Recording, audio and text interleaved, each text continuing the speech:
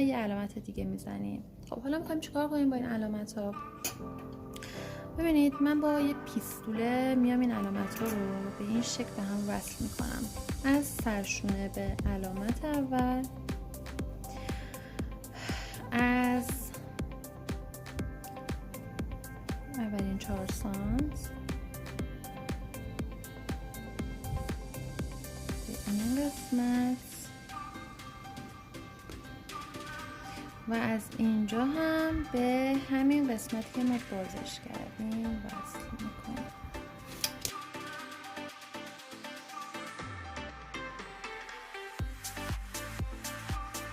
خب ببین دوستان، من اومدم الگو رو روی کاغذ دیگه چسبوندم به صورتی که خط وسط جلومون یا خط سی افمون به این صورت به لبه کاغذ چسبیده میشه و حالا میخوام بین این تیکه هایی که ما اینجا ایجاد کردیم اون مقدار پیله دلخواهمون رو حجمش رو ایجاد کنیم.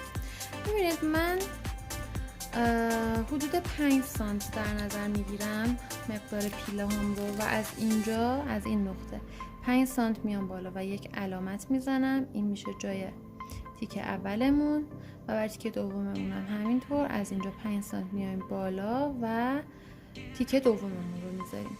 این فضایی که ما اینجا دادیم بعداً تبدیل به پیله میشه روی لباسمون.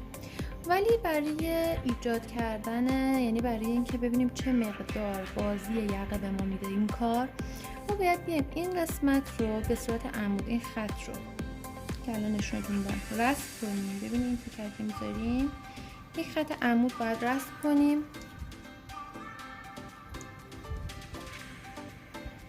که اندازه این خط به ما نشون میده بازی یقه ما به چه اندازه است. شما میتونید بازی یقه را هم به صورت متری خودتون اندازه بگیرید، یعنی از قسمت سرشونه متر رو بذارید تا قسمتی که میخواید بازی یقه‌تون ایجاد بشه، یعنی همین حالت 7 یقه‌ای که داره متر بذارید و اندازه‌ش رو بگیرید، یا اینکه من بهتون حدودی میگم بین 15 تا 25 اعداد خوبی هم برای بازی یقه کم تا زیاد. یعنی اگه شما بازی یقه کم رو میخواین عدد 15 و بیشترین بازی که حالا به نظر من چیز خوبی میشه عدد 25 هستش که میتونید این مقدار رو از اینجا اندازه بگیرین. اینجا هم باید حتما عمود باشه و علامتش رو بزنید.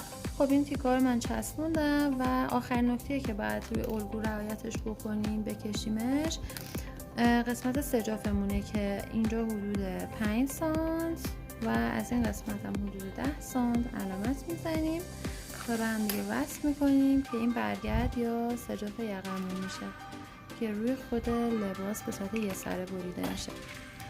خب حالا برای برش این بخش ما باید پیله ها رو همون جوری که قرار روی پارچه برش بخوره تا بزنیم به این شکل. ببینید پیله ها رو همون جوری که قرار روی پارچه باشه به این شکل روی هم دیگه تا میزنیم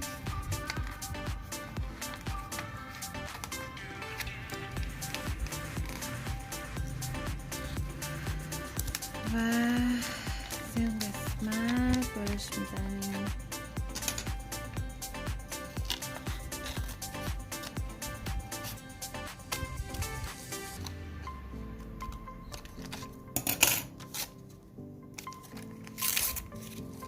ببینید یعنی دقیقا همون جوری که میخواین پیله هاتون تا بخوره. این قسمت هم که قسمت سجافمون هست به داخل میره، پیله ها هم که روی هم خوابیده میشه به این شکل و این قسمت یقه دراخی ما تشکیل میشه وسط جلو. حالا من روی تیکه پارچه هم بهتون نشون میدم. و نکته دیگه که در رابطه با برشش هست اینه که بهتره الگوتون رو روی اوریب پارچه برش بزنید، یعنی پارچه رو مثل مثلث ها بزنید و این قسمت رو که بعد دوله بسته باشه بذارید روی قسمت اوریب پارچه و اونو برش بزنید.